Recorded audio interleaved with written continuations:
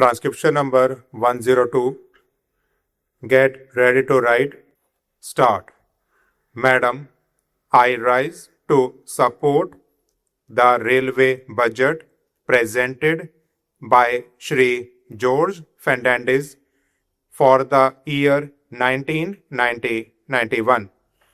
Shri George Fernandez has his association with the railways for the last 40 years as a labor leader. Most of his energy was concentrated in making demands on behalf of the workers of the railways. Now he has been put in a position to look after the affairs of the railways as also the well-being of the workers who are working with the railways. Since he is at the helm of affairs, since he was a labor leader, and his words carry weight with the workers, I hope under his stewardship, the workers of the railways would perform better, would do their jobs better, and would see that the railways perform better. In this way, not only would the railways satisfy the people who travel, but also the functioning of the railways in general would improve. The Indian Railways are the biggest network in the whole of Asia and the second largest in the world. Not only the Indian Railways are big in size, but their problems are also big in proportion to their size, and the things that the people want the Indian Railways to do for them are also big. Sir Mr. Fernandez, on the 2nd of February, had come out with a status paper within he has given the current position of the Indian Railways, the problems that the Indian Railways are facing, and also the innumerable demands, including the demand for providing employment on a large scale in the railways to the unemployed. I hope that in this discussion on the railway budget, the participants would offer some constructive, useful, and practical suggestions. Mr. George Fernandez, when he had to prepare and present this budget, had very little time to do that, probably less than 100 days, but even within that short period, sir, he has come out with some new ideas, with a new approach with regard to the functioning of the railways. He has laid emphasis in the budget on modernization, on energy conservation, and on computerization wherever it is necessary. Though he has expressed his helplessness in providing more jobs to the unemployed in the railways, he has tried to generate jobs outside the railways with the help of the railways. It may relate to afforestation and things like that. He has extended the computerization of booking from the present 4 metropolitan cities to 5 more cities, among which Bangalore is included. Whenever an air accident takes place, the compensation that is paid is very high.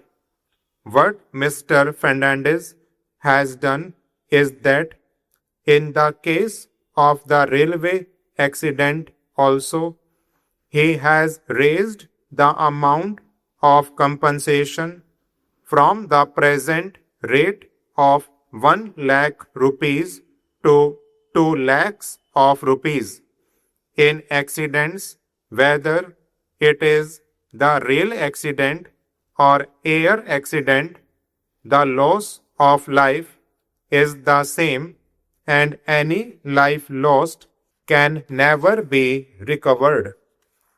Another thing that is to be welcomed is that he is going to provide more accommodation and more seats to the second class passengers by gradually withdrawing the first class AC coaches and the first class coaches. I hope while withdrawing these facilities and extending them to the second class passengers, the existing comfort and facilities of the second class would further improve. I hope in all second class carriages, cushion seats are going to be provided. Socialism is not leveling down, but socialism is leveling up.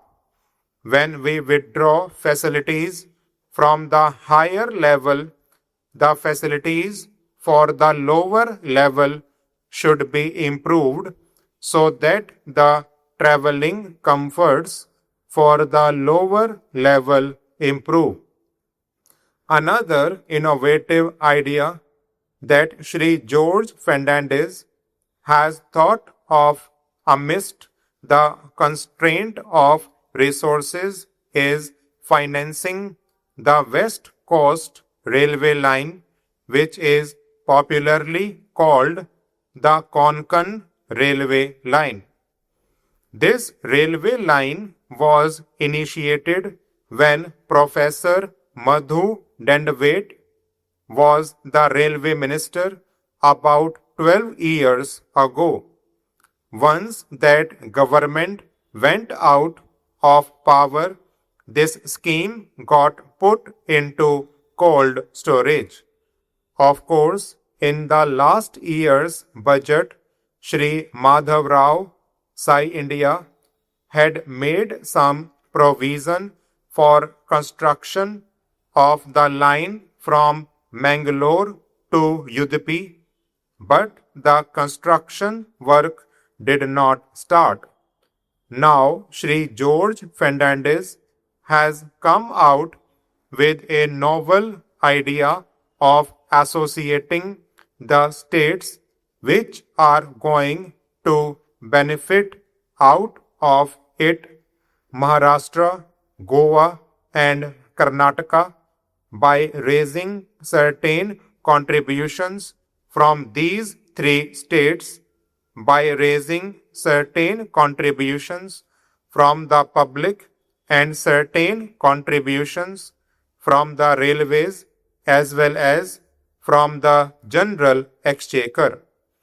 If this scheme had not been thought of, and if this had not been taken up in the normal course and under the normal procedure, this railway construction would have taken 15 years to complete. Now that a new method of financing this project has been initiated, the railway minister has promised that construction of this railway line is going to be completed within 5 years. I wish that this scheme succeeds, not that it succeeds for the sake of the Konkan Railway, but this would open up a new era for taking up other essential constructions where those projects could not be taken up because of shortage of funds.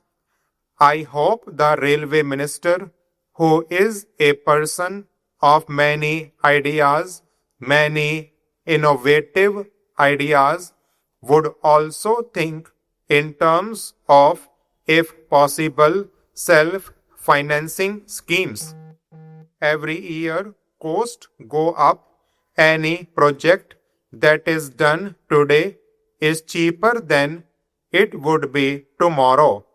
He, in his status paper, has asked whether the money should come from the central government or whether it should come from the Railway Finance Corporation or from market borrowings, where it is going to cost a little more.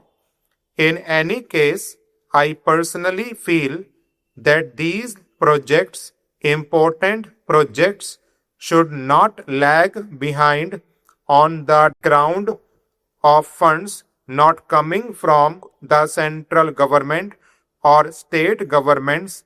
Even if it is costly, the money should be borrowed from the Railway Finance Corporation.